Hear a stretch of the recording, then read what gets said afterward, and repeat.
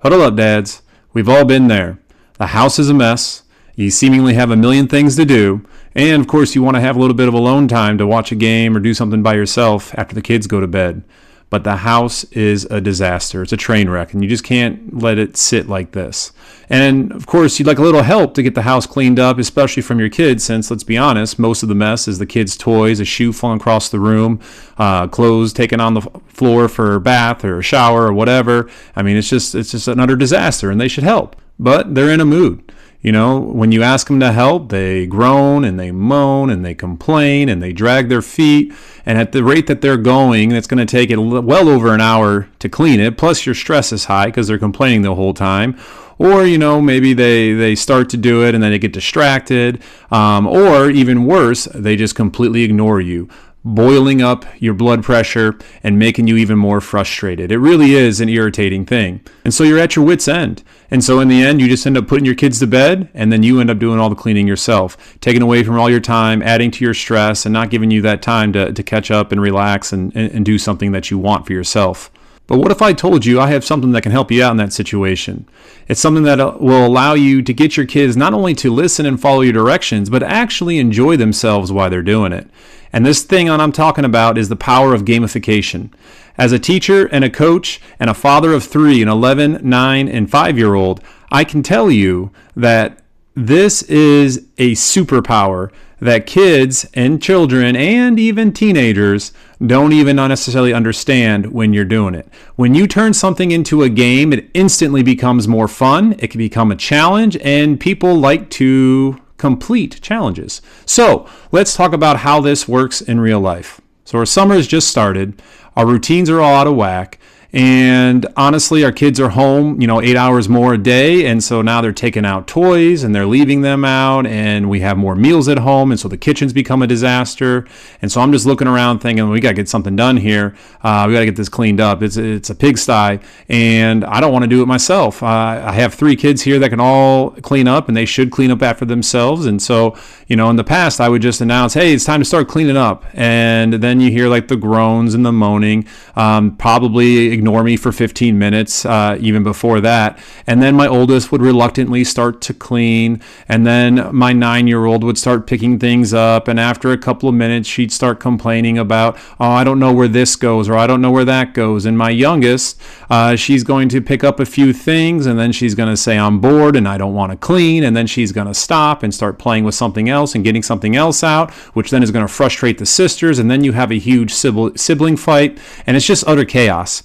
And so what I started to do, and my kids absolutely love it, and I'm sure yours will too, is I gamified cleaning. I took something that I experienced as a teacher, that when I gamify a lesson, it tends to have a much more higher impact, and kids get really much more involved in it in the classroom, and I brought that home to my house. And so what I did is I gamified cleaning by saying, all right, 7-minute timer. And once I announced that, the kids jumped up and got ready, because they know we've been doing this for a while now, well over a year. And every time I do it, they're ready to clean, and they get cleaning fast. So something that would have usually taken them at least an hour, we're going to get done in less than 10 minutes.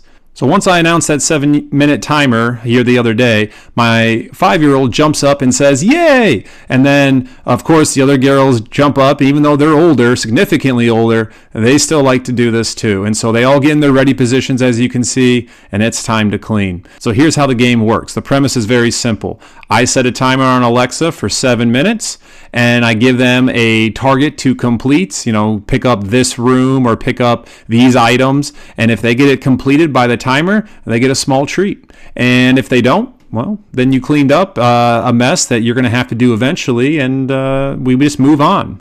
And so I start the timer, and when the timer goes off, I conduct an inspection. I go around the area that I told them to clean, and I inspect it, and if I find anything that doesn't meet the standards of what I told them to do, then they don't get the treat. And if I can't find anything, then of course I give it to them. Now, depending on their age and stuff of that nature, you might want to make some kind of exceptions or whatever, but that's basically it. And so in this situation, I actually gave them 10 minutes because because we agreed that it was too much to do in 7 minutes, but probably not enough, nowhere near enough to do in 2 separate games of 7-minute timers. So we did one 10-minute timer. Now, as a dad, you can participate with them and help them clean. They, of course, love that. Or you can go off and do something else that you need to get done in that 10 minutes as well. And so what I told them is that I would take care of the island and all the dishes in the kitchen, because I don't want them, messing with the knives and the dishwasher and those type of things. So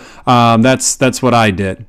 Now, being the first one of the summer, I wanted to make sure that we started off on the right foot. So I wanted to really kind of help them make sure that they got this done and won the treat. And so, as you can see, we didn't quite get done with this after picture here, and most of it was the island and the sink area, stuff that I was supposed to clean. And so, because of that, I said there was a dad penalty of a 45-second bonus timer going to the kids because dad didn't finish his job in the timer. And so, with that 45 seconds, they ran around the house and hurried up and got everything else, tidied up. And so, we each got our popsicle in the end because it's summer and it was hot, and that's what our treat was going to be.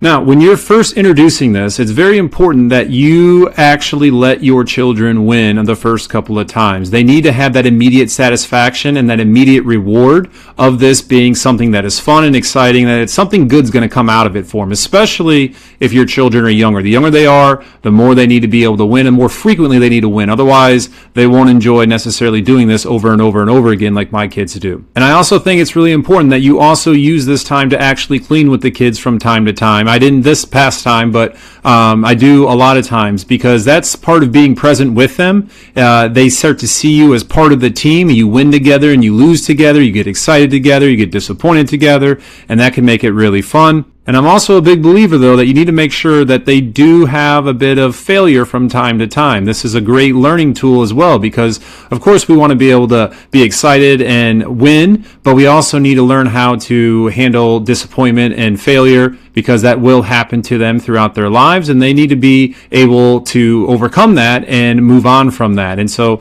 this is a small way to kind of help them start learning to deal with disappointment.